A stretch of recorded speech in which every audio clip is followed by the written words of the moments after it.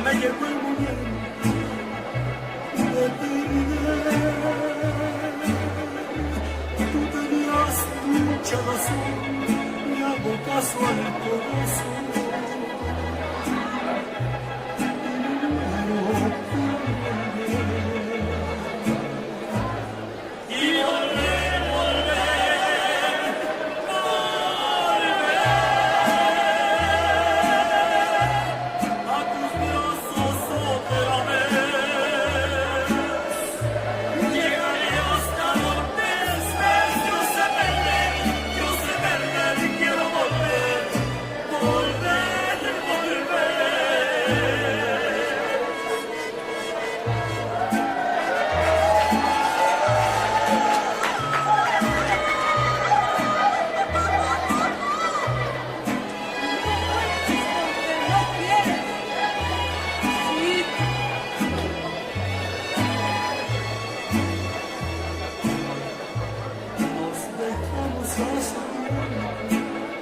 Pero me llegó el momento de perder. Tú tenías mucha razón, me hago caso al corazón.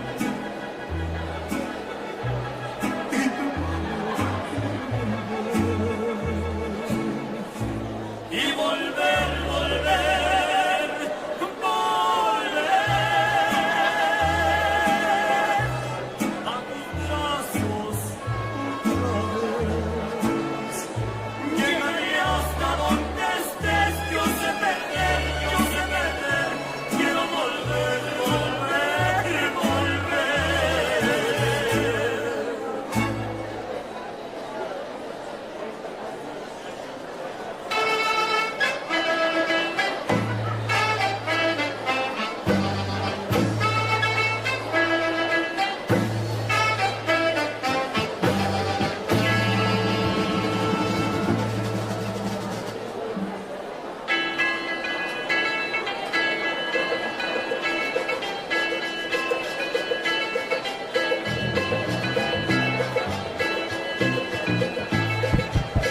Hello, folks. Thank you so much for being here. We are going to get started in a few minutes. Just a few housekeeping rules and things for you to be aware of. There's water. If anybody needs water, there's free bottles of water. They're also serving drinks, so if anybody wants to buy a drink, you're more than welcome to do that. But we are going to get started in just a few minutes. I just wanted to make sure everybody knew. Thank you for being here. We are excited to have our speakers here. Cannot wait. We're about to start in 2 minutes. Thank you.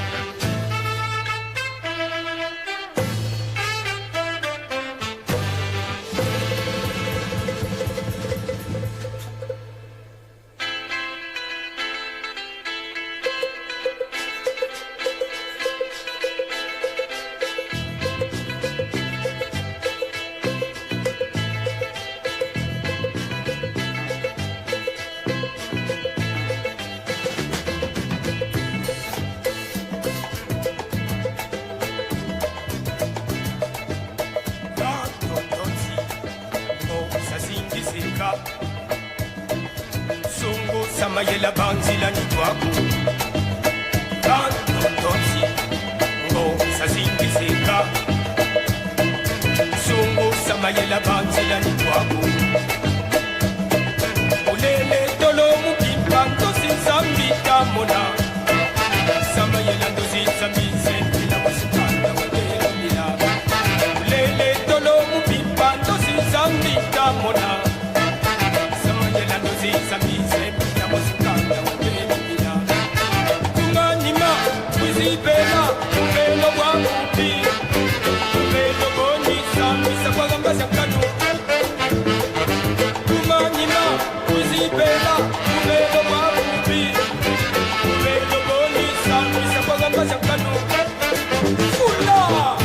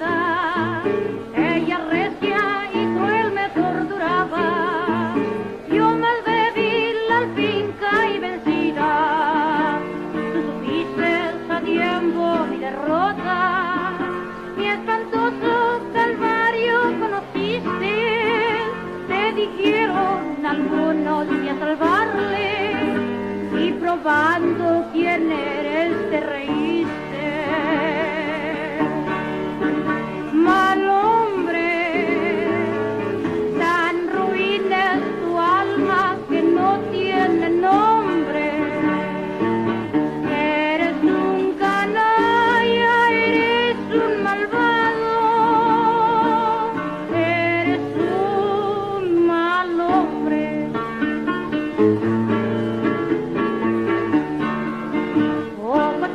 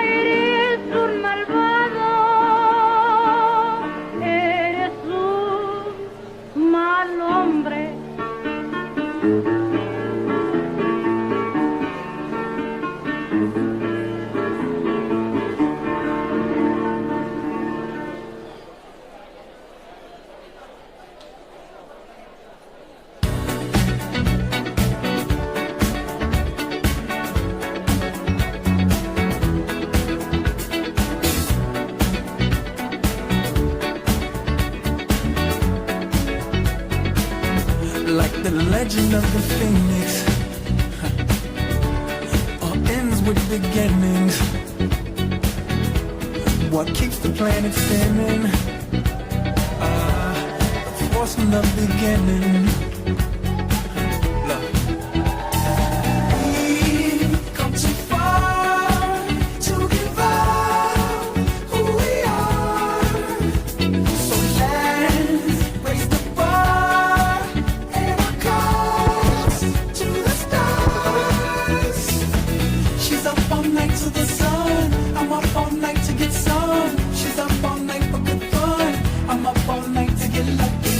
We're up all night to the sun. We're up all night to get some. We're up all night for good fun. We're up all night to get lucky. We're up all night to get lucky. We're up all night to get lucky. We're up all night to get lucky.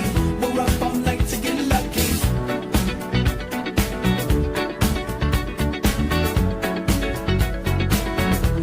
The present has no ribbon. Your gift keeps on giving. What is this I'm feeling? If you wanna leave, I'm with it. We've come too far to give up who we are. So let's raise the bar and our cause to the stars. She's up all night to the sun. I'm up all night to get some. She's up all night for good fun. I'm up all night to get lucky. We're up all night to the sun. We're up all night to get some. We're up all night for good fun. We're up all night to get lucky. We're up all night to get lucky. We're up all night to get lucky. We're up all night to get lucky. We're up all night to get lucky. We're up all night to get. We're up all night to get. We're up all night to get. We're up all night to get. We're up all night to get. We're up all night to get. We're up all night to get lucky. We're up all night to get lucky. We're up all night to get lucky. We're up all night to get lucky. We're up all night to get lucky. We're up all night to get lucky. We're up all night to get lucky. We're up all night to get lucky. We're up all night to get lucky. We're up all night to get lucky. Come too far to give up. She's up all night to the sun. I'm up all night to get some. She's up all night for good fun. I'm up all night to get lucky. We're up all night to the sun. We're up all night to get some. We're up all night for good fun. We're up all night to get lucky. We're up all night to get lucky. We're up all night to get lucky. We're up all night to get lucky. We're up all night to get lucky. We're up all night to get lucky. We're up all night to get lucky. We're up all night to get lucky. We're up all night to get lucky. And two. Everybody standing, but men, please remove your head coverings as we stand to honor our nation and Texas with the national anthem. My name is Orlando Antonio Jimenez. I'm here to represent Doña Ana County, New Mexico, to support Texas. Oh, say, can you see by the dawn's early light what so proudly we hailed at the twilight's last gleaming, whose broad stripes and bright stars through the perilous fight. O'er the ramparts we watched were so gallantly streaming, and the rocket's red glare, the bombs bursting in air, gave proof through the night that our flag was still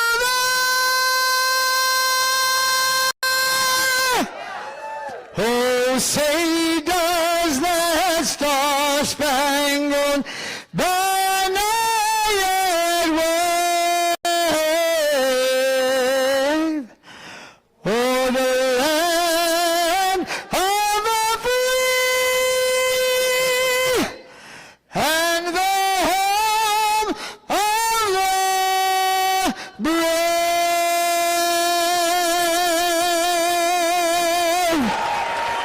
¡Viva Texas!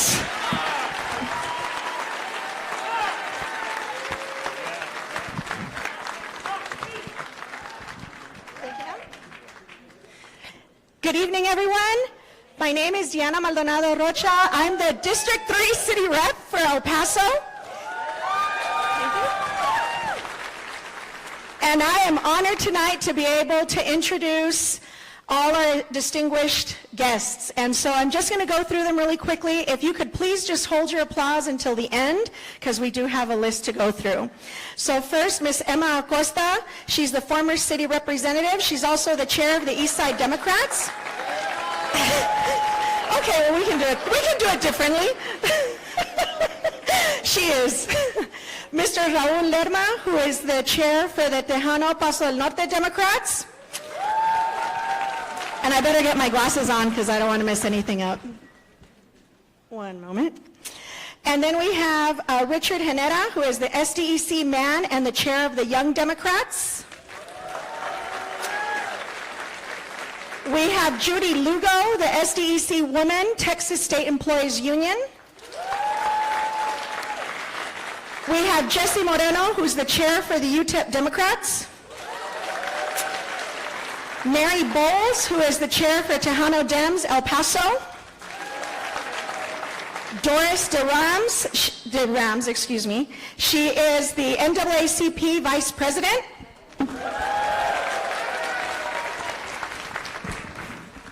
Then we have Diane Williams, who's the VP for the NAACP. County Commissioner David Stout for Precinct 2. President of the El Paso CLU, Paul Thompson. The El Paso Dems Party Chair, Michael Apodaca. County Commissioner, Precinct 1, Ms. Jackie Butler. Our Mayor from Horizon, Andres Renteria.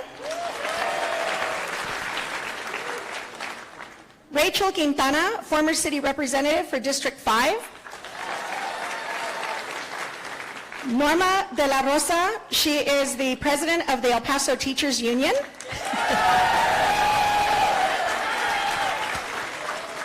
And last but certainly not least, former state representative, Ms. Lina Ortega.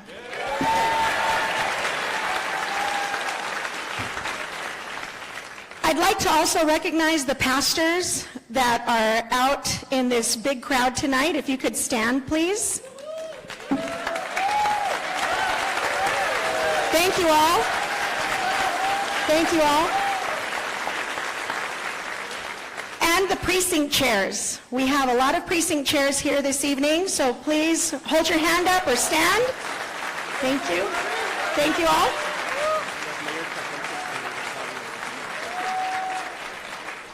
And we also have Mayor Chacon from San Elizario.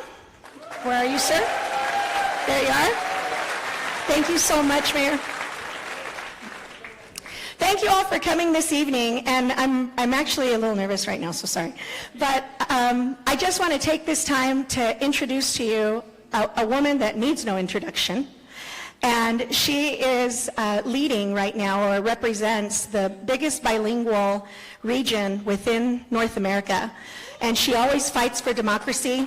She fights for equality and equity. And we definitely need to get back here and support everything that's going on, not only at the state level, at the local level, but at the federal level. And so without further ado, Congresswoman Veronica Escobar.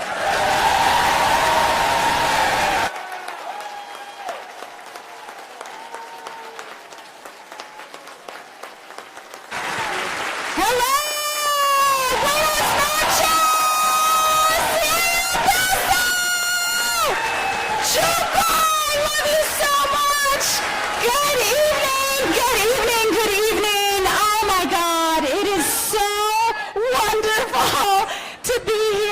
with all of you and to see all of your beautiful faces and your smiles coming out in a great monsoon rainstorm. I love it.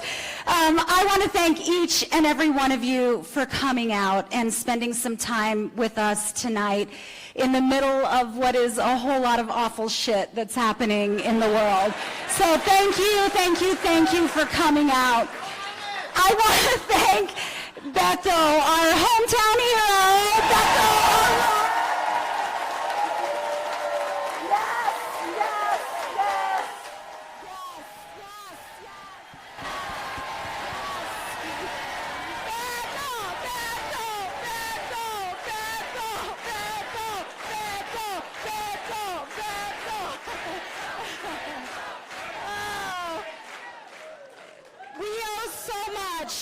To our beloved Beto and Cynthia, where's Cynthia? Want to thank her for bringing us together tonight. Cynthia, where are you? Cynthia, thank you for all your work. You know, Beto, obviously, like this guy, I don't know where he gets his energy. Sure racks up a lot of frequent flyer points, which is awesome, but he has never stopped. He never stops. And he has been fighting not just for our community, for our democracy, for our country. And it is such a beautiful thing that I know gives all of us so much pride that he's one of ours. So, Beto, we're so grateful to you. Thank you for everything. So, things are bad. Things are bad. And, you know, I've been home all of August. Members of Congress get to go home in August and do work in our districts. And everywhere I've gone, every engagement I've had, every conversation I've had, these are tough conversations. You know, a lot of people feel demoralized, feel hopeless, feel helpless. And it is hard sometimes to escape that feeling. But moments like this, which are moments that we need, when you look around and see the number of people you've never met before, people maybe you've never seen before, who come out because we've got shared values and we've got shared morals and ideals. I hope moments like this give you the kind of hope that we really need in a dark period. And so I'm grateful to all of you for coming out and for participating in this fellowship in a very dark time. And we know that the big issue right now is redistricting. And we know why it's happening, right? We know why it's happening. Donald Trump knows that his big ugly bill is hated by American voters. He knows that the more that Americans learn about how he and Republicans have cut your health care, have cut nutrition programs, are targeting hardworking Americans, they know we don't like that. They know we hate it. And because he knows that Republicans can't compete fairly after what they've done to us, that they've got to rig the next election in order to prevent what we want to do, which is kick them all out of office.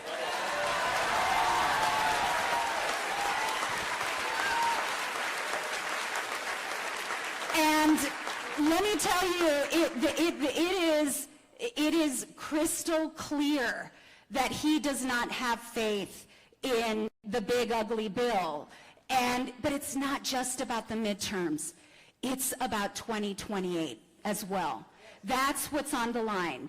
And it's not just about 2028 and Donald Trump trying to keep himself in power. It's about undoing the Voting Rights Act. This is a sinister, evil plan to disenfranchise all of us.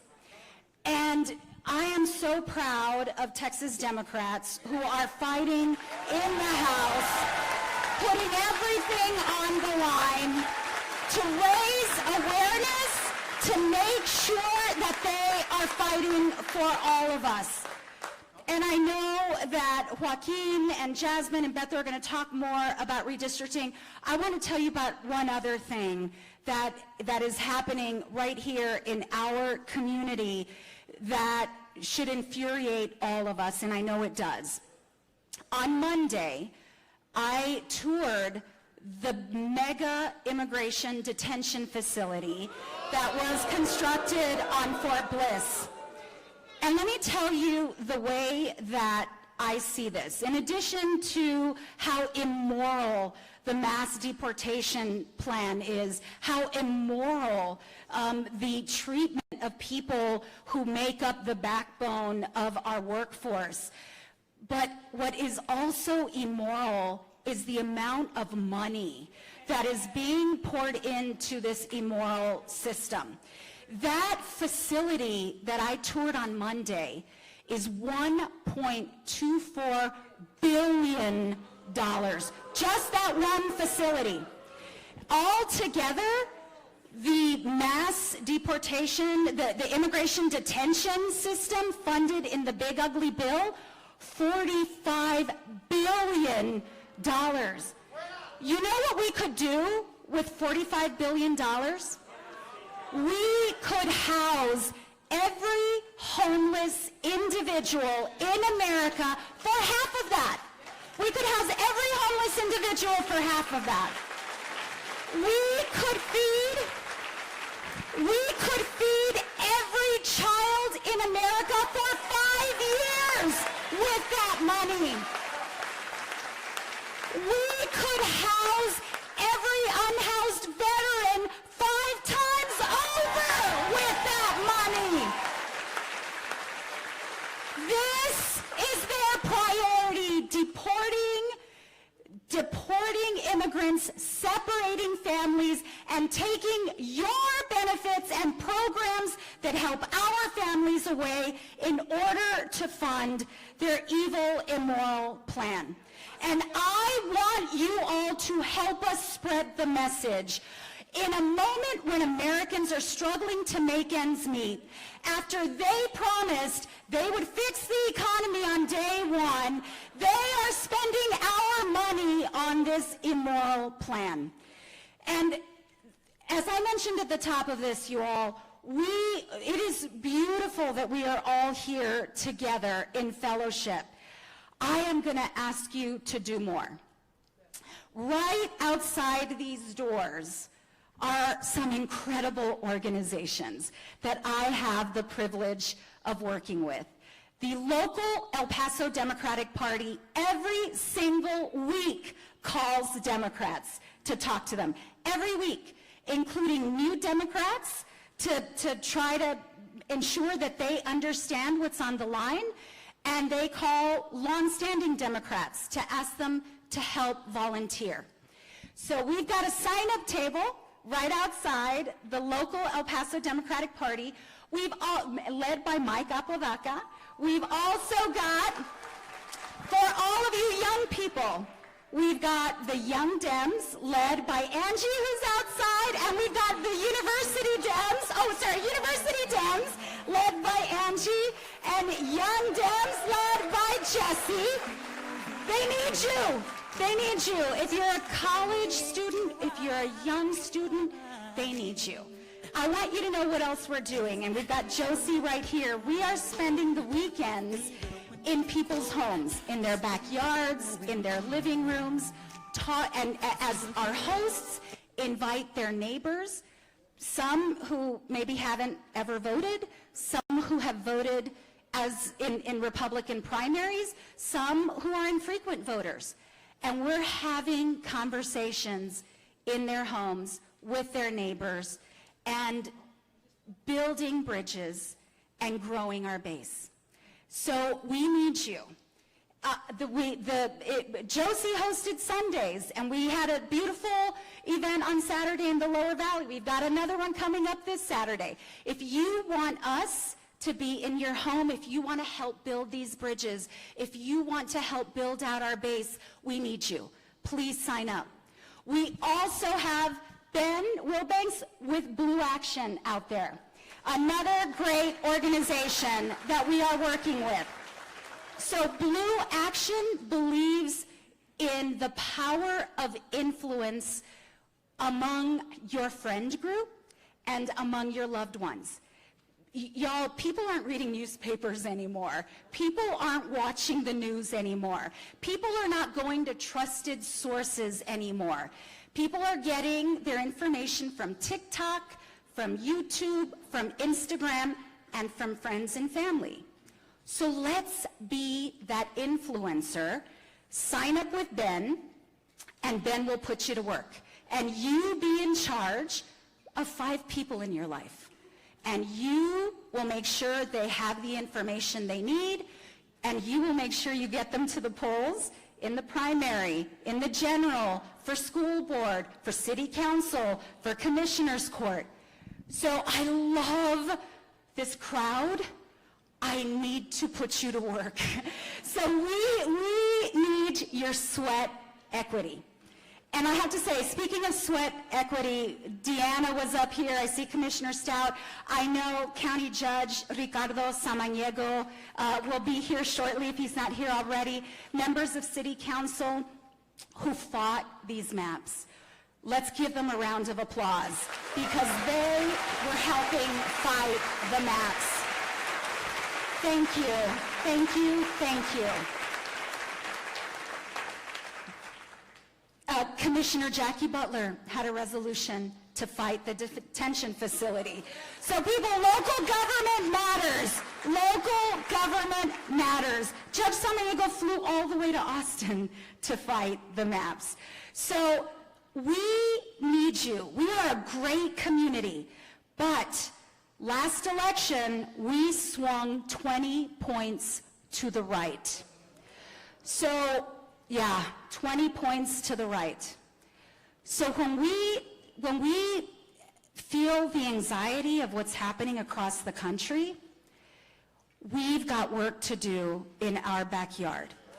And that's why I wanted to introduce you to these great groups and organizations, and it's fun. It is fun. You get to work alongside people who love to fight for their democracy and work hard every day to make sure we preserve our right to vote and that we can pass along to the next generation what we have been lucky to inherit. And as I see Paul Thompson, if you don't belong to a union, join a damn union today, okay? Jaime Abetia, join a damn union today.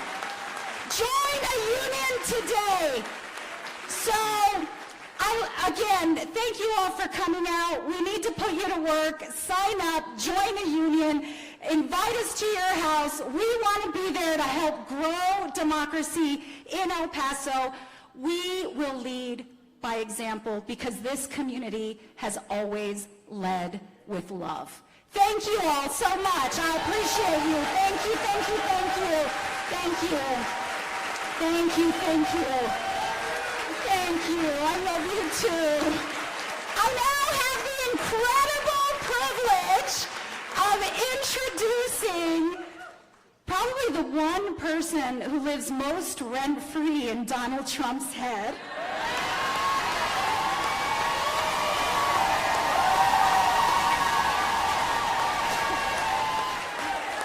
The person who has, honestly, I don't know where all the clap packs come from. I need to take notes and learn how to do the clapbacks.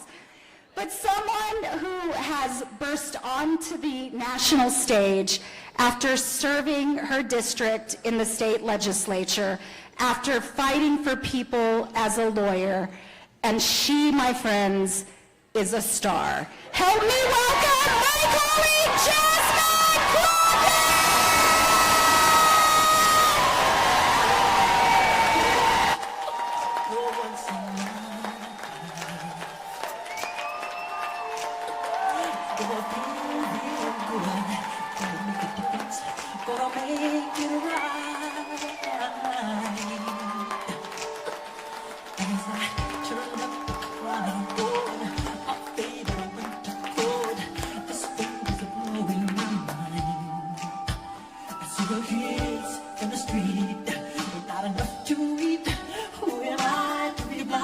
Pretending not to see them. a reason we're listening to this song. All right, El Paso!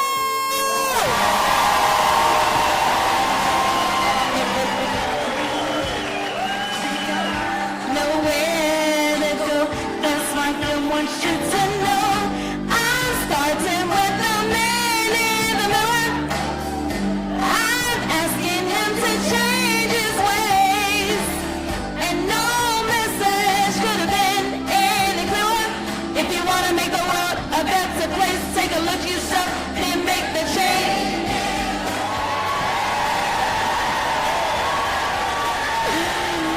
Oh, El Paso! All is well with my soul right now. I am so excited to be in my amazing colleagues' district. Give it up again for the incomparable Veronica Escobar. Listen, we served in leadership last Congress together. You have no idea of how hard this woman works. There's only so much you can put on social media and TV. This woman gives her all for this district every single day that she shows up, so you should all be proud. You should be proud. And the reason that she could go through those numbers so well is because she serves on the Powerful Appropriations Committee. Lena, it is so good to see you, my friend. So good to see you, my friend. I decided that I wanted to wear a throwback t-shirt. This t-shirt is from when we broke quorum in 2021. Yeah. I wanted to stand in solidarity with those Texas House Dems that have decided that they were going to arouse the entire country and make them aware of the transgressions taking place right here in the state of Texas. So let's give it up for the Texas House Dems.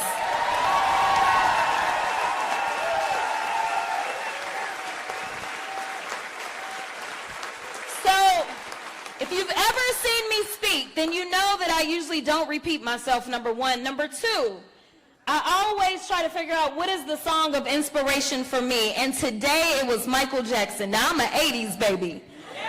So I grew up with MJ. But when I think about what the Texas Dems were able to do in what was just only 2 weeks, they were able to ignite change in this country. You see, before they decided to break quorum, there was no conversation in California about whether or not they would try to counter what was taking place in Texas.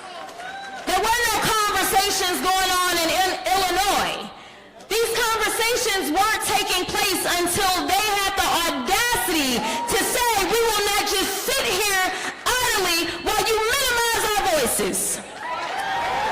Now, some want you to believe that this isn't about racism. Listen, I'm going to just give y'all the facts and the numbers. Because this isn't personal for me. This is about making sure that Texans are represented in all our beautiful shapes and colors. So, unfortunately, we saw that this map passed today in the Texas House. Yeah, it's bad.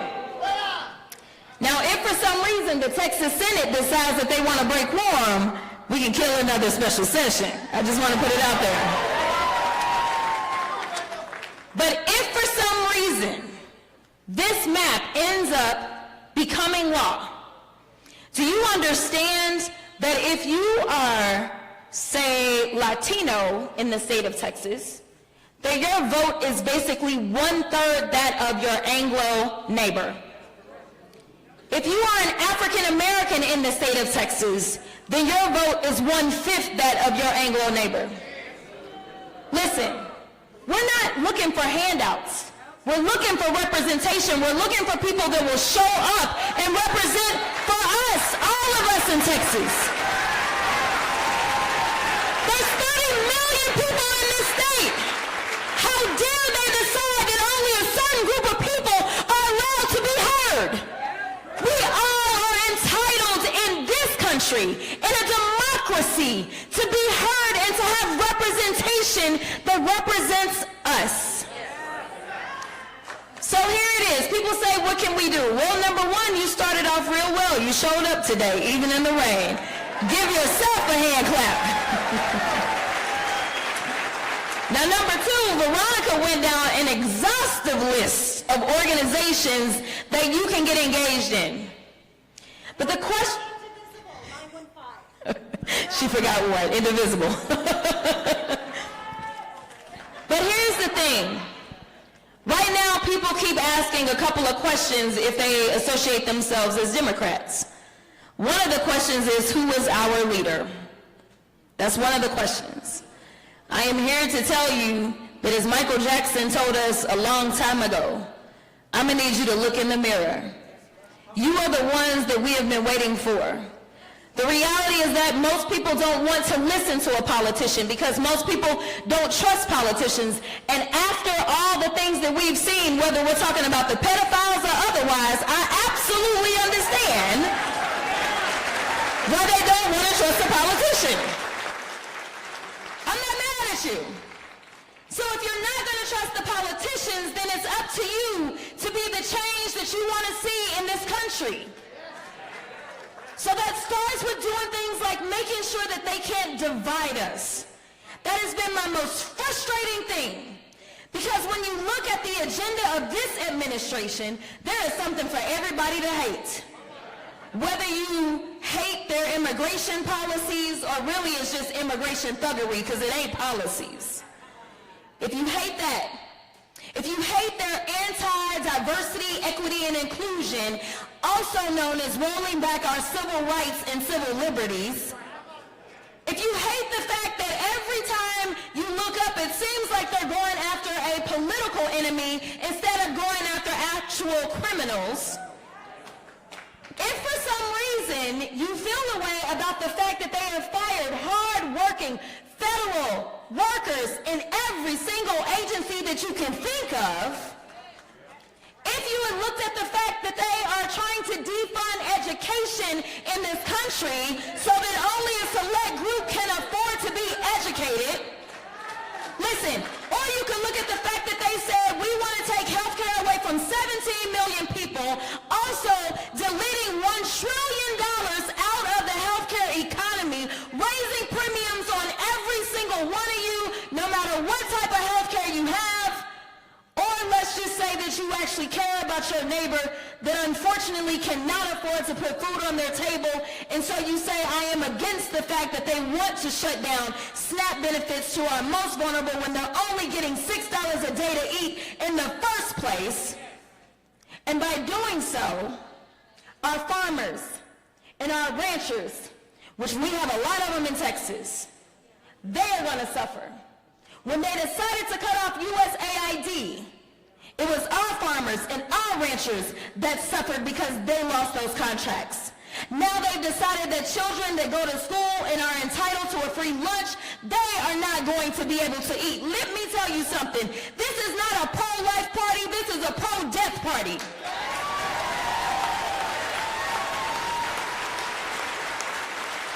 There is something for each and every one of you to hate that they are doing if you have a soul. That's it. Anybody that has half a soul. It's over this administration. It didn't take 7 or 8 months for us to realize that we were in some big trouble. We knew that in the first few days, unfortunately. Or the fact that we had an economy that was recovering as one of the strongest to recover out of the pandemic in the world, and now all of those gains, we are losing them. Besides the fact that people are losing their jobs, they're not going to be able to afford their food, they're not going to be able to afford housing, they're not going to be able to afford health care, education. We are talking about the very basics. And maybe this sounds normal for some place other than the United States of America, but that's not who we are. So let me tell you something. I appreciate the flags that I see. I appreciate the fact that we opened this by singing our national anthem. Don't let them take patriotism away from us, because we are the real patriots in this country. Don't let them co-opt and corrupt Christianity, because we know what it means to love thy neighbor. It is time for us to rise. Instead of sitting there and saying, well, we live in Texas and it's deep red. It ain't. If it was, they wouldn't go through so much to try to minimize our ability to get to the ballot box. They are systemically making sure that we cannot express ourselves. That is why they went as far as to incarcerate my former colleague who had not broken a law. This is not America. And if you are not mad, you are not paying attention. So here's the deal. Because there's two amazing men coming after me. So I do not want to hold you, but I do want to motivate you. I do want you to believe in the power of change. I do want you to believe that you are the change makers that you have been waiting for. I want you to know that I am the girl that never was supposed to be. My parents weren't politicians. I didn't grow up in an extra political family. I never was supposed to go to law school. When I tell you that I wasn't supposed to win my state house race, and it was the closest state house race in the state of Texas, and I was a thank you Lottie into the Texas House by a whopping 90 votes after having been outspent 5-1, and the difference was the people.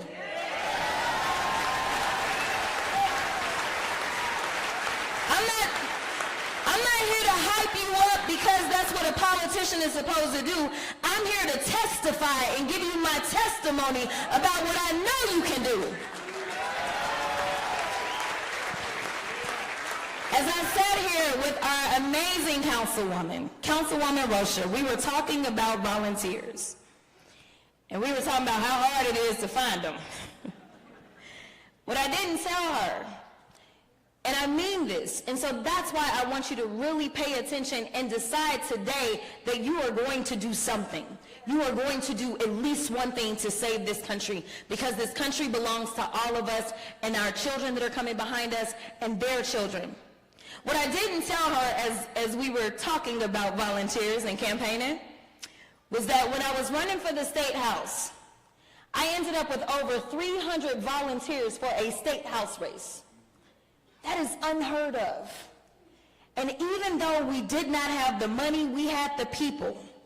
And the people believed, and when they showed up, they talked about the fact that they took off work just to volunteer for me, that they were missing money because they believed in my ability.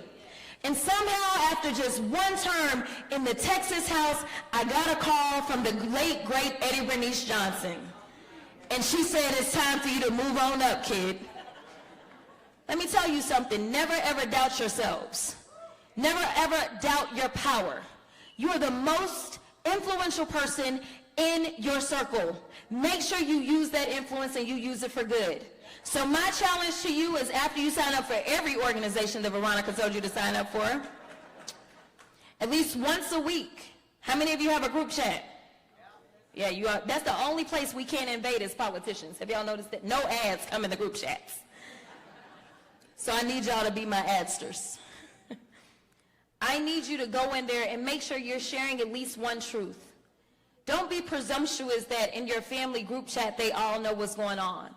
Or if it's your soccer mom group chat, whatever it is, make sure you are sharing at least one fact about what is taking place in our country.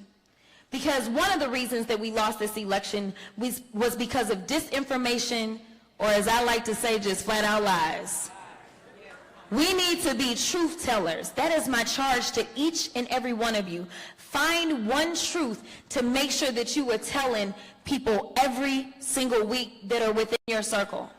And then I'm going to piggyback off of Veronica. I am so tired of us being divided. I said that earlier. And I think it's easy to be divided if our only communications are through the internet. In fact, as many of you are sitting in here in a crowded room with standing room only, how many of you took the time to introduce yourself to the person sitting next to you? That's my point. That's my point.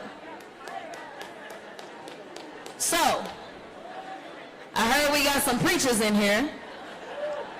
And in black church, they usually tell you, turn to your neighbor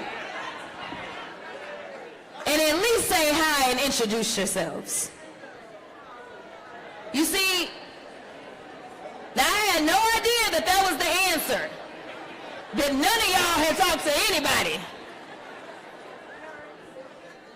Let me tell you what's crazy about that.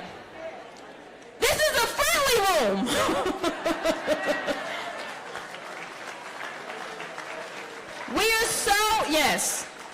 We are so disconnected.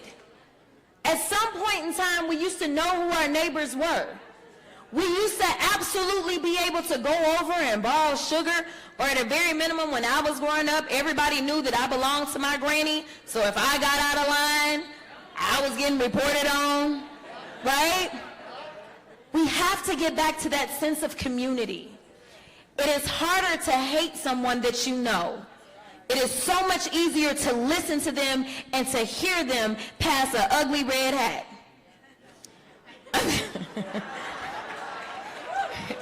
Y'all caught that?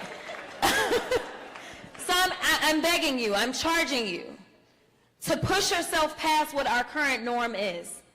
To start to introduce yourself to people as you're out. You don't have to be a politician to talk to people. I just want you to go up and talk to people and start to have real human connection. I personally believe that that is going to be the solution to stopping all the hate and allowing us to see our commonality and hopefully unite against the only hater that we have right now, which is the one in the White House, y'all. All right. I appreciate y'all. So now...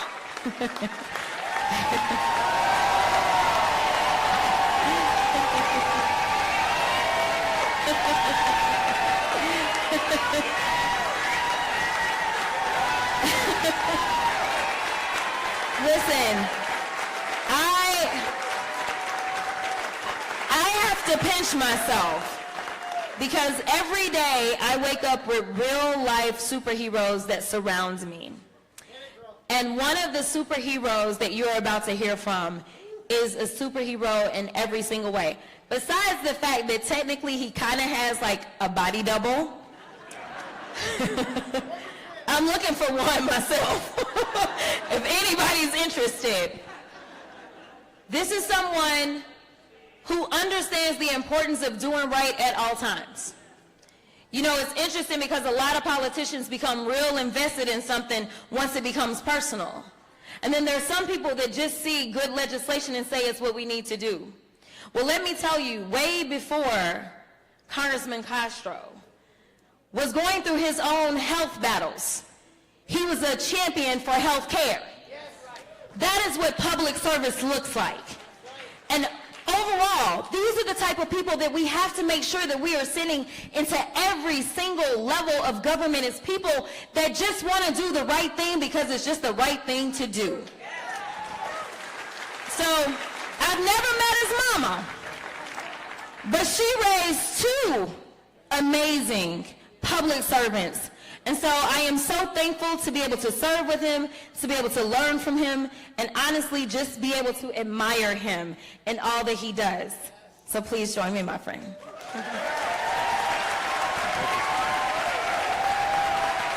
Thank you, Jasmine. Thank you. Isn't she amazing? Jasmine Crockett.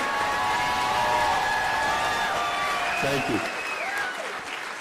How are you doing, El Paso? It's wonderful to be back here, and also wonderful to be with my good friend. The Congress is off for the month of August, but always great to be with Veronica Escobar, who is such a proud El Pasoan. She does amazing work in Congress. I'm very proud to represent my hometown of San Antonio, Texas. And I grew up on the west side of San Antonio, which would be like growing up probably on the east side of El Paso. And over the last few weeks in particular, Texas has shown the nation how you stand up to a bully in Donald Trump. Thank you to Nicole Collier for standing up for what's right. Thank you to our state reps for standing up for what's right. And because I don't want to forget it, and I want to make sure that I mention it, and we should all appreciate it, thank you to Beto O'Rourke for helping to support them financially. He stepped up in a big way to financially support our state reps in what they've done. Thank you, Beto, for all of it. Absolutely.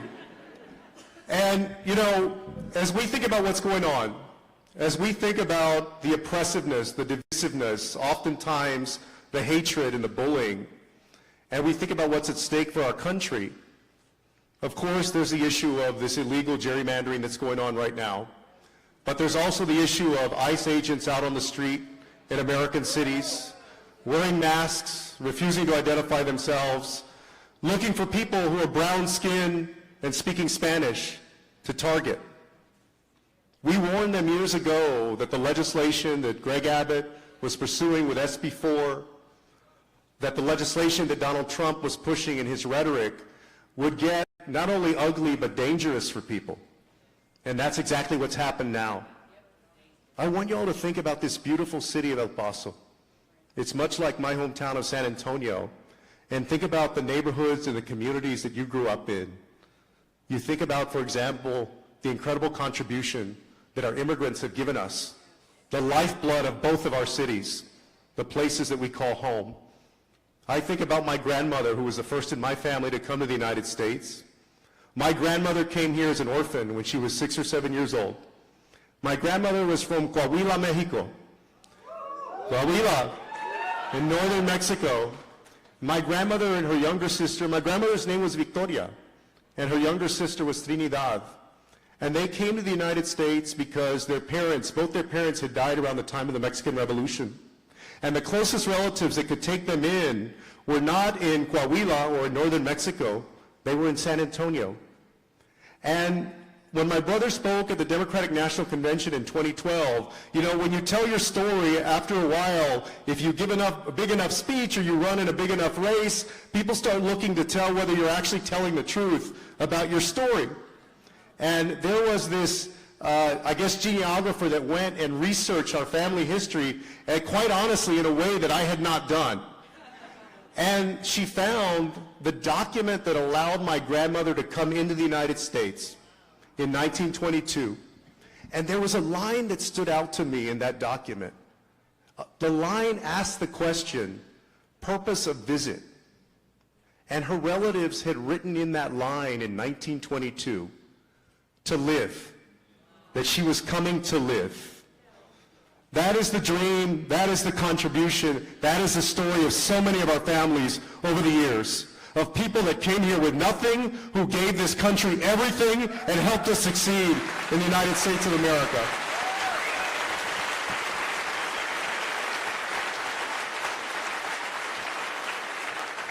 And my grandmother, she only made it through elementary school. She settled on the west side of town. She lived in a household at times with 7, 8, 9, 10 people, everybody doing everything they could to support the family and make sure people had enough to eat. My grandmother dropped out of elementary school, and so she used to say that she worked the rest of her life as a maid, a babysitter, and a cook, to do everything that she could to support herself and to get by, and do everything that she could to give my mom, who was her only child, a better chance in life than she had. But when I think about where we are today and where Donald Trump and the Republican Party want to take us, it reminds me of some of the stories that my grandmother used to talk about. You see, back then, there were signs that hung above some Texas establishments that said, no dogs, Negroes, or Mexicans allowed. It was illegal for about 40 years to speak Spanish in Texas public schools. In fact, some of you may remember, were told by your parents or your grandparents, or if you're senior enough, you may have lived through it. You were spanked and punished if you spoke Spanish. You were hit. You had a group of people who literally had a language beaten out of them in the United States of America.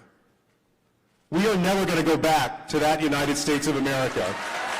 We're not going to let Donald Trump take us back to that time.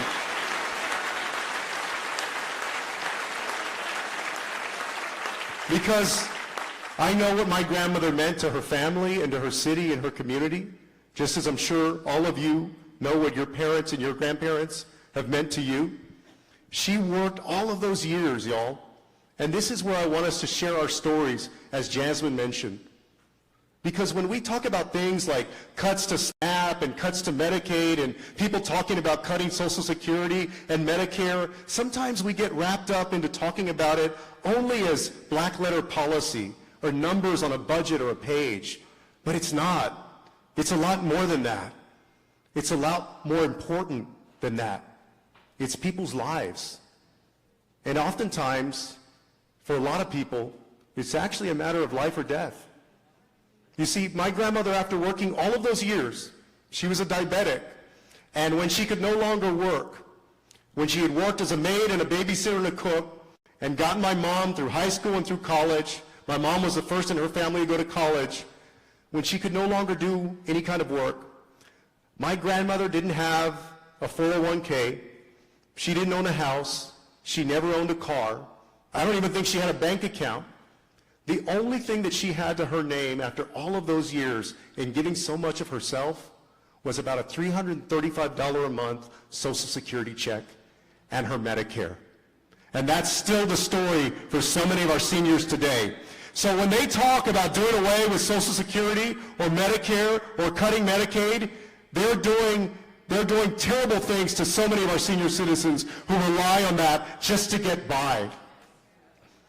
And so these issues are real issues for all of us.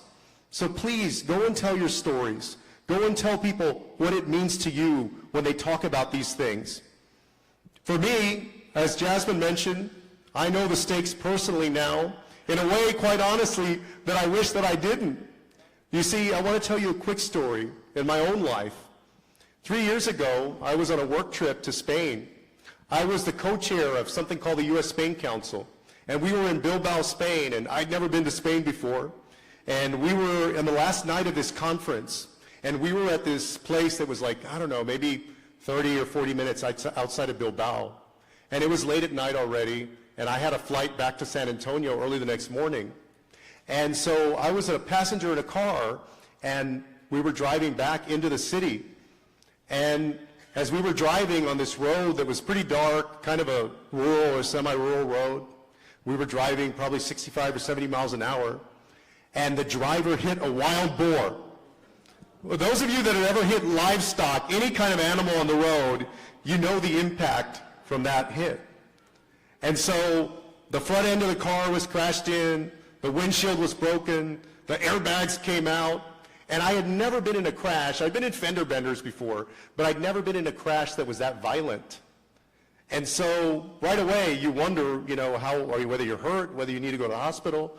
I actually looked around. I kind of, took stock of myself, and I felt like I was okay.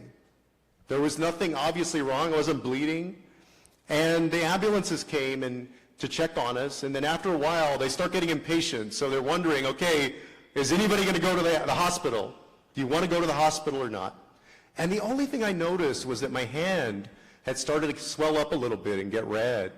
And so I thought, well, if I have to come back home and make an insurance claim, I'd better go to the hospital so they believe me that I actually got in an accident in Spain. And so I thought, well, I have this flight at 7 or 8 in the morning. I'll just go to the hospital. I'll get an x-ray done. It'll take 20 minutes. And then I'll be on my way back to the hotel, and I'll go pack, and then I'll go to the airport. And so they drive us to this hospital on the outskirts of Bilbao. And I get to the hospital, and I walk in, and I tell them, oh, my hand, and can I get an x-ray? And they say, right away, they put this brace on me, this neck brace on me, where you can't move your neck. It keeps you still in place. And they said, we see a lot of accidents on these roads. And sometimes the impact and the effect is not apparent right away. Sometimes it takes a few hours or even a few days to fully realize what's going on.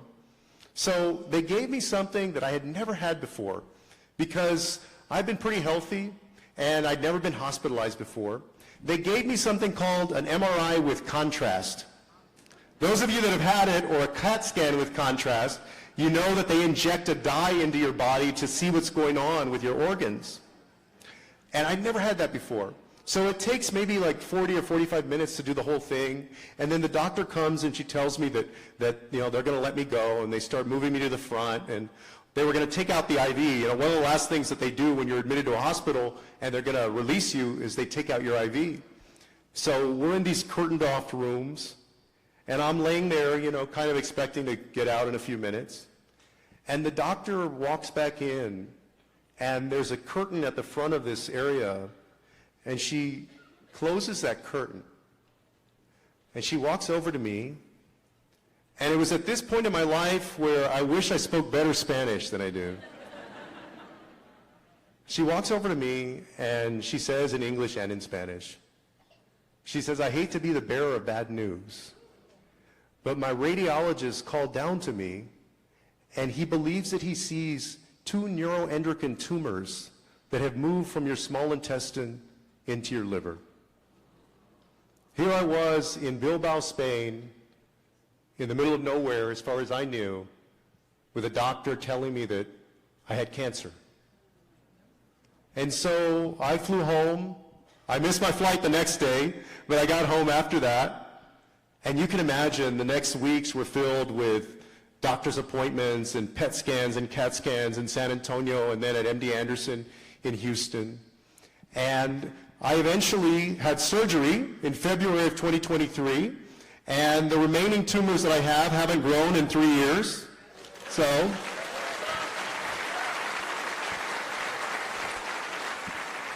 I just need them to not grow for about 40 more years, and then I'll be okay. But I had surgery, and one of the things for those of y'all that have had surgery, you know in recovery, they want you to walk around, right, as part of the recovery and healing.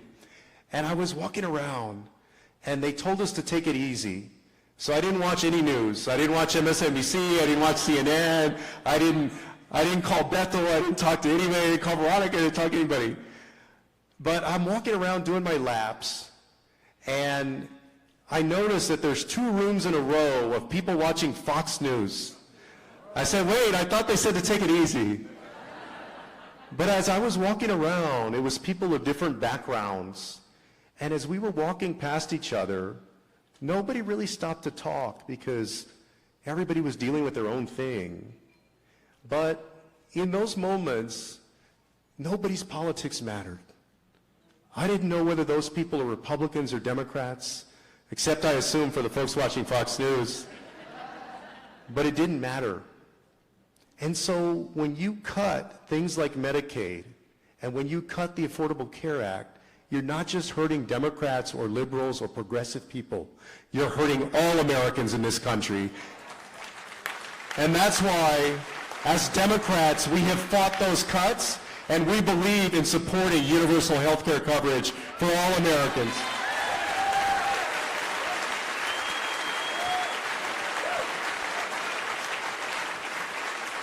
In the legislature, in the Congress, I had always fought for that, but it had never been personal in this way.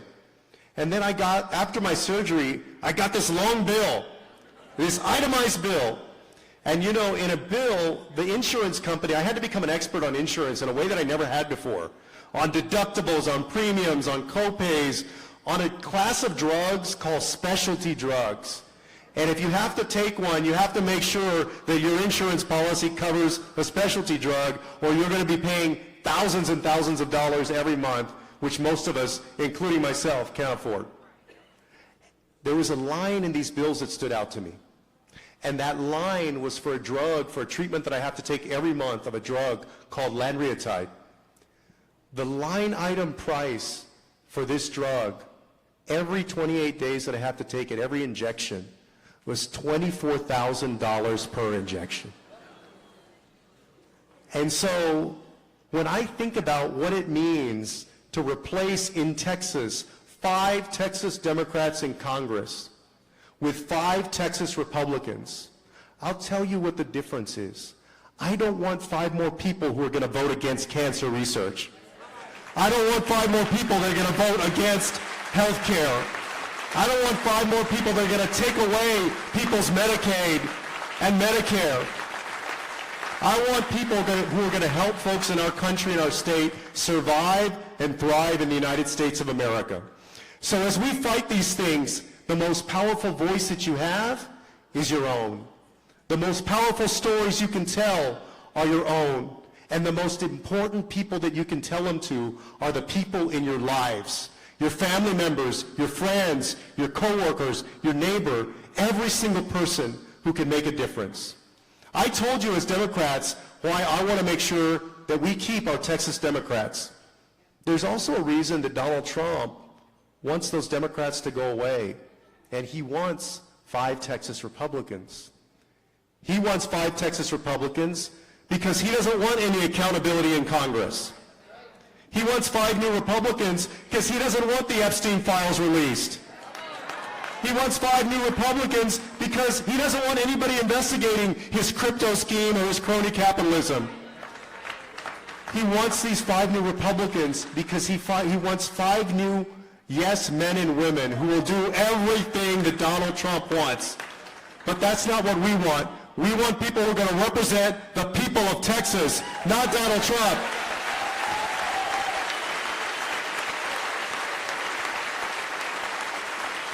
So please everybody, El Paso has been an important bastion of democratic activism for years and years. I was proud in 2003 to leave the state to try to block illegal gerrymandering back then.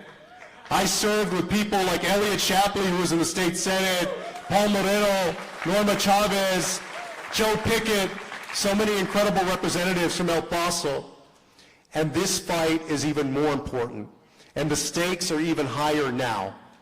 There is no way out of this at this point, except that we have to vote our way out of it in 2026. We have to vote our way out of this mess. That means that we need a new United States Senator, not Ken Paxton, a Democrat. We need a new governor, not Greg Abbott. A new lieutenant governor, and not Dan Patrick.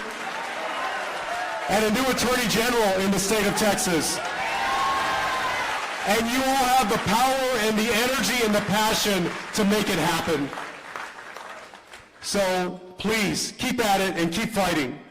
And now, I want to introduce somebody who for the last many years has been the #1 person making sure that the politics of this state take a better course, that we elect Democrats locally and statewide, and we're getting closer.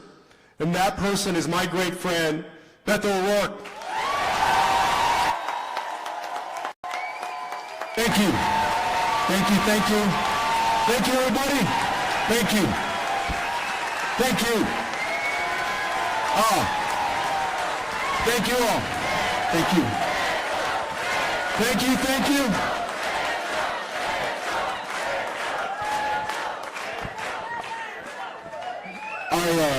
I gotta tell you, I don't know how you feel, but tonight is everything that I need. We're all tempted to despair from time to time. It's only natural, and you're only human if you feel it. It's us against all of them. The most powerful man on the planet, literally, who is backed by the wealthiest people in the world, bar none, who have every lever of conventional power that you can think of. They have the White House, the United States Senate, the House of Representatives, the United States Supreme Court, the governor's mansion in Texas, on and on and on. Who are we against all of that? That question enters my mind from time to time. But then I remember that they want us to feel hopeless. They want us, as Veronica said, to feel helpless. They want us to think that what's happening right now is inevitable and impossible to stop. That's how these people win power, hold on to power, grow that power, and leave the people completely out of power.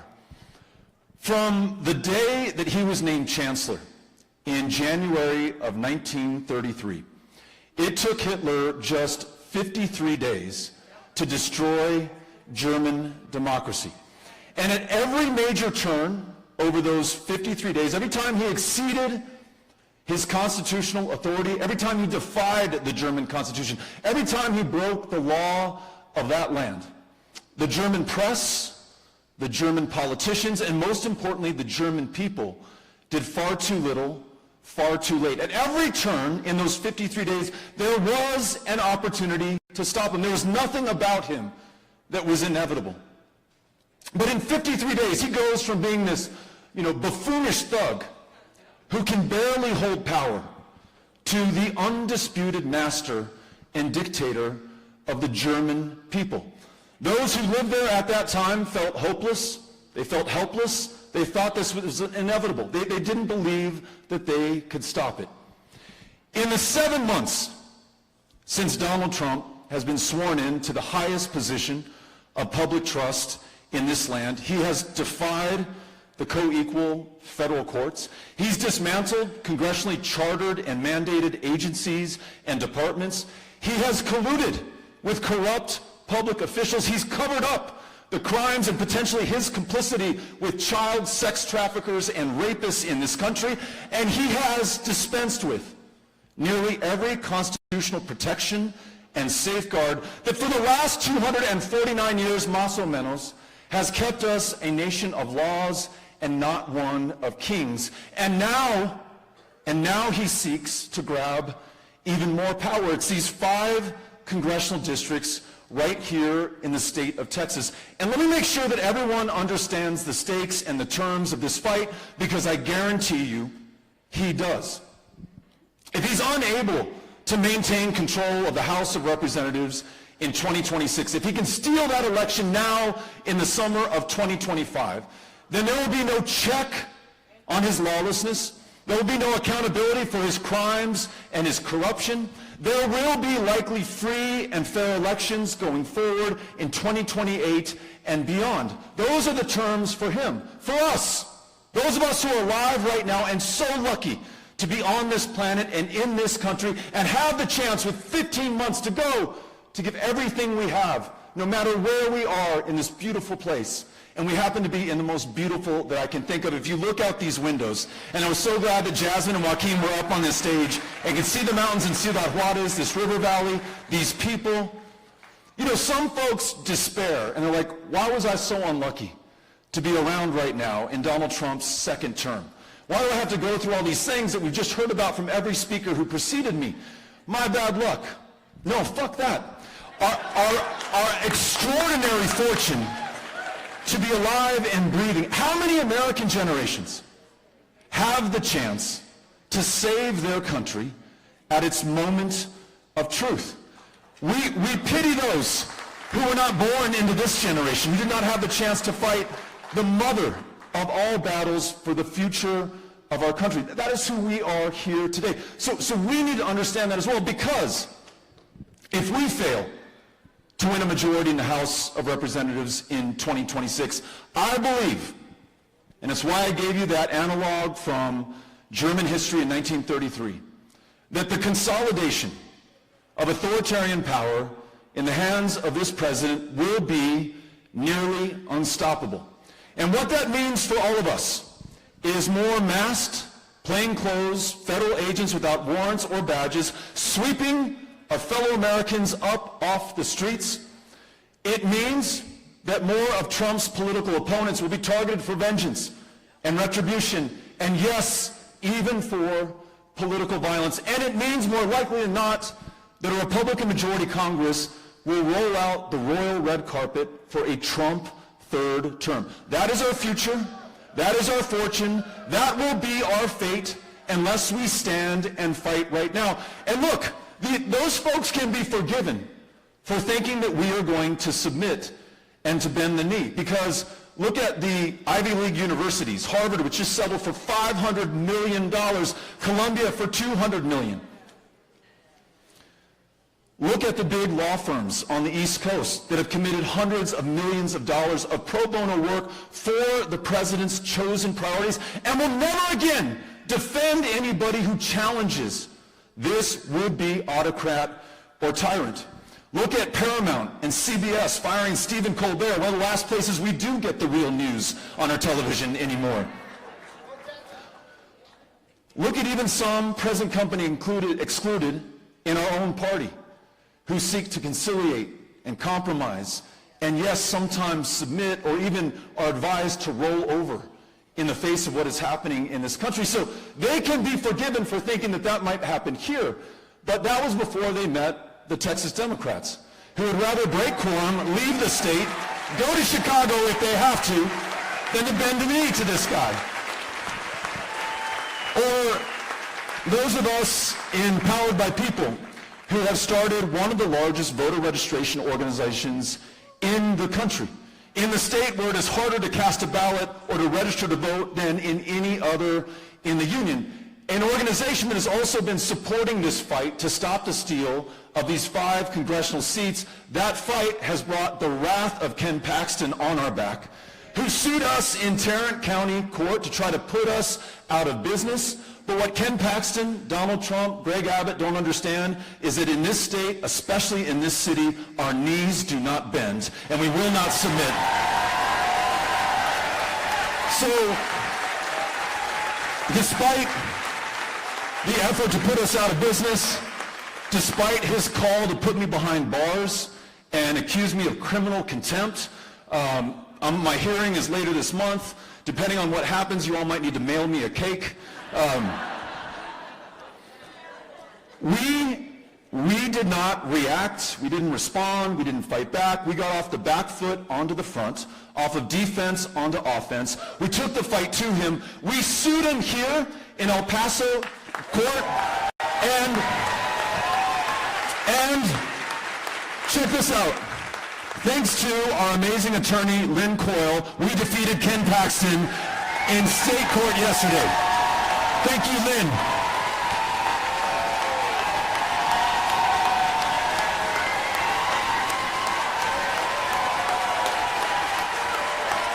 I want to tell you guys,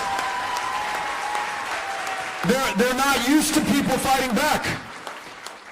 When we fight them, we will win.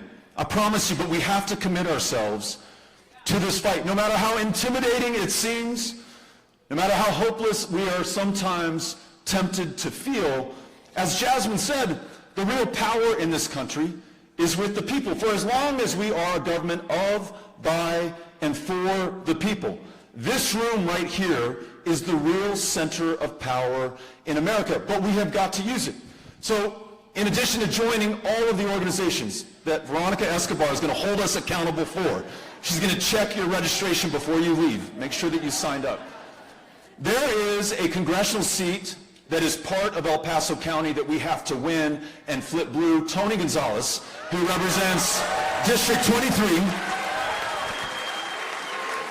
As soon as we have a candidate, and Veronica, you're going to tell us who that person is that we all have to get behind, I want everyone in this room to commit to block walking, knocking on doors, meeting the people who live in District 23 and helping that Democrat unseat that Republican. They only have a 3-vote advantage in the House of Representatives right now. That's why they're trying to steal these 5 seats. As Joaquin made clear, it is not popular to cut millions of people off of Medicaid. It is not popular to run these Gestapo tactics all across this country. It is not popular to add nearly $4 trillion to the debt. It is not popular to take $1 trillion of your hard-earned wealth and send it to the wealthiest 1%, as that bad bill just did. They cannot win on the merits of their policies, on the character that they present to this country, and so they're trying to steal the election of 26 in the summer of 25. You and I together have 15 months, not only to stop them and to fight with everything that we've got, but also to offer our friends and family and neighbors and fellow El Pasoans and Texans, Americans, something to fight for. The vision that Donald Trump has is so damn regressive, right? Does anybody in this room want to go backwards in time? And I don't either. I don't even want to go backwards to the Biden administration or the Obama administration or the Clinton administrations. As great presidents as they were, I think this country demands, rightfully so, big, bold, radical change in America, right? There has to be something that we are voting for. a vision that we can share with one another about how this country will be better when we stop the bad guys in power and elect more Democrats to replace them. So I want you to imagine, instead of saving a democracy, which is really confusing for people in 2024. They're like, what democracy are you trying to save? In Texas, millions of people are disenfranchised. In America, one man can spend $300 million trying to elect his preferred presidential candidate. In America, corporations are people, money is speech, and corporations are spending unlimited amounts of it purchasing the outcomes of elections and the policies that those officials pursue, and the future that all of us should be building together, but we're locked out of now. So how about a democracy where we get big money out of politics, where we roll back Citizens United so corporations are no longer people and money is no longer speech in America. We set term limits on every single office at every level of government, no matter where you are. We pass the John Lewis Voting Rights Advancement Act so people can actually cast a ballot. And after we win power, we get the politicians out of redistricting and we return that power, all of that power, back to the people. That is a democracy. That is not something that exists today. That is something that we can fight for. But we have no hope of a political democracy if we can't also create an economic one. In the last 5 decades, $50 trillion with a T has moved from lower and middle income Americans to the very wealthiest people in this country. And it is continuing apace right now. I mentioned $1 trillion just is flowing right now from all of us in this room to the wealthiest 1% in this country. If people in this country cannot get what they need, and they're not asking for much, from a government of the many, soon enough they're open to getting what they need from a government of the few or a government even of only one. So let us talk about what this democracy can deliver for our fellow Americans. What if all those trillions of dollars were actually returned to the Americans who created that wealth in the first place with their hard work, with their dedication to this country, with the rules that they live by, with the honest day that they put in each and every day. So you're guaranteed that one job is enough and you don't need to work 2 or 3 just to make ends meet, especially if you're teaching school in El Paso, Texas. Guaranteed to see a doctor when you're sick, a doctor before you get sick, and so that you don't get sick at all, access to fresh and healthy food and clean drinking water no matter where you live, the ability to buy a home if you're working for it, because too many of our fellow El Pasoans right now are working for it and cannot afford one, and most importantly, ensuring that your child can go to a world-class public school right here in El Paso, Texas, or San Antonio, or anywhere else. It's the only way that we're going to make it. And on human rights, starting at home, and Jasmine was so eloquent about this, looking in the mirror, and then looking at our neighbor and our friend and our family member, and making sure that we see ourselves in them. And so when that transgender American is being targeted for attack, you stand next to that transgender American and let them know that they're not alone.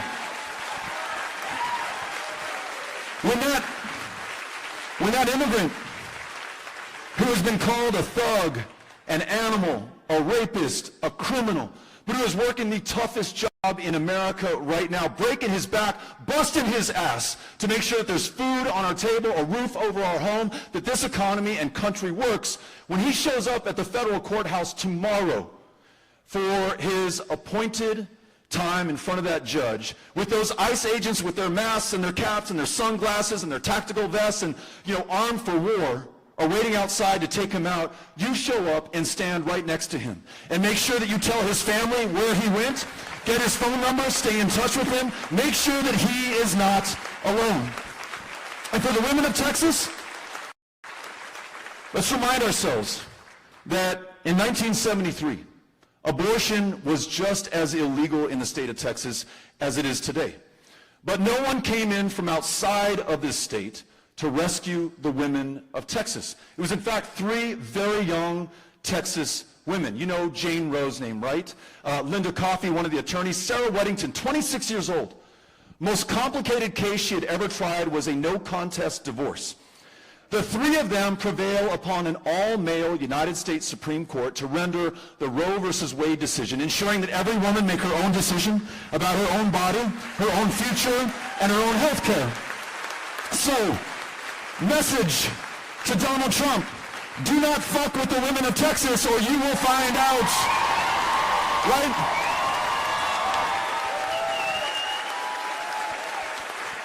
But human rights at home, and as the most powerful country on the planet, human rights abroad.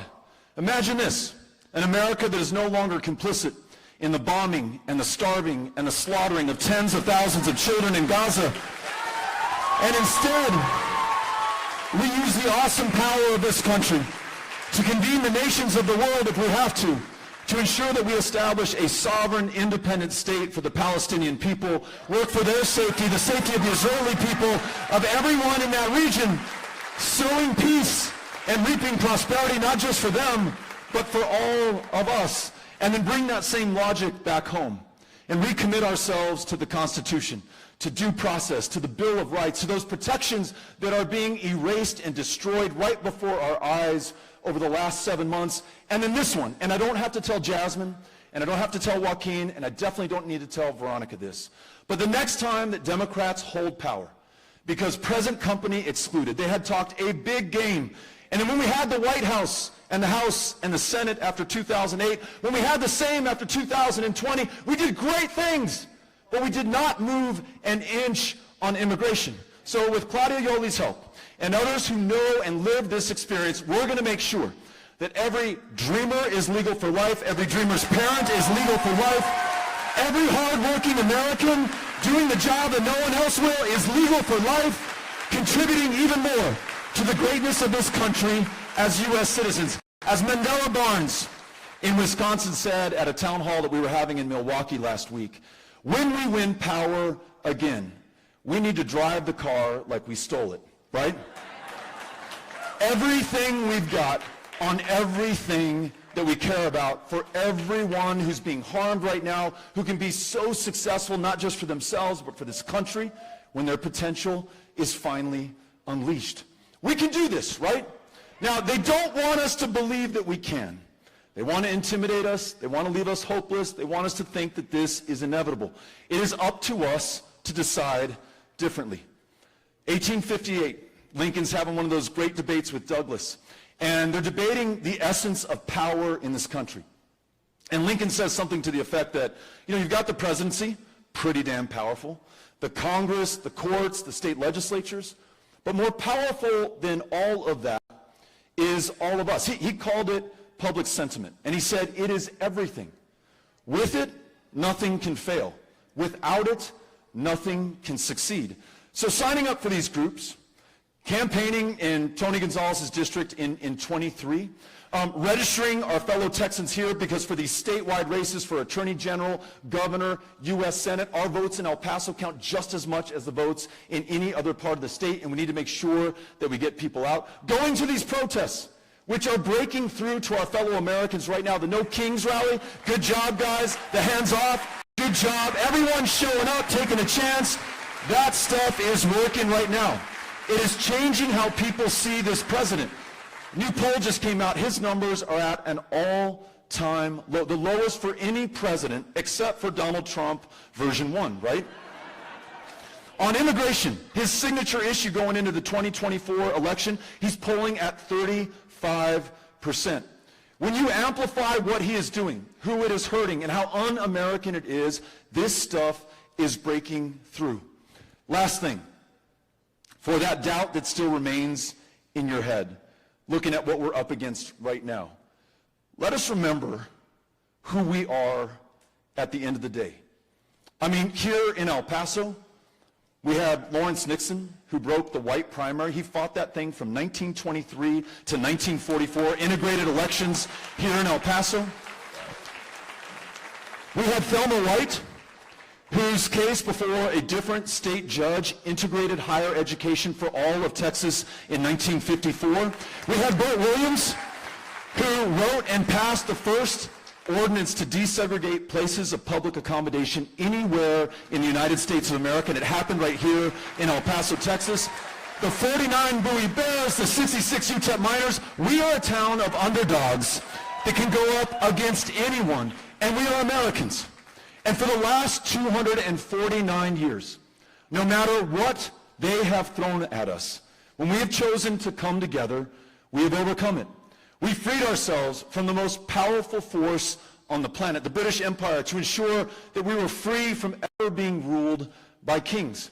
It wasn't 80 years later that we defeated the armies of the Confederacy to ensure that no longer could one American propose to own another. 300,000 Union dead in that effort, giving their last full measure of devotion to this country. Another 80 years, and men from this very community, including those in Company E, landed on those beaches in Normandy on the 6th of June, 1944, to defeat fascism half a world away, to preserve democracy for our allies and for us here at home. And the generation came up after them, who marched in the streets, who took to the State House steps, who got behind John Lewis on the 7th of March, 1965, on the Edmund Pettus Bridge, peacefully, nonviolently, democratically, brought this country to its senses, ensured that the first president from the state of Texas, LBJ, would pass civil rights, and the next year, the Voting Rights Act for this country. That is who we are. And all of us today, by our good luck as Americans, have inherited all of that service, all of that struggle, and all of that sacrifice. And what we do with this great inheritance is going to define us in the eyes of history and will determine what is possible for this country going forward. So, no pressure, but this one is on us, and we cannot be found wanting. And my lesson from every turn of the page in that history book, whether it was 1944, or whether it was 1933, or whether it's 2025, you cannot allow the moment to pass before you begin to fight. So today and every day that follows for the next 15 months until that election is called in November of 2026, I ask you to do all you can with what you have wherever you are. If we hang together, we are going to overcome these bastards. We're going to win this country back, and we're going to set it on a new course. Are you with me? All right. Are we together? Let's go out and win. Thank you all for coming out. Thank you, Loretta. Thank you. All right. Come on up.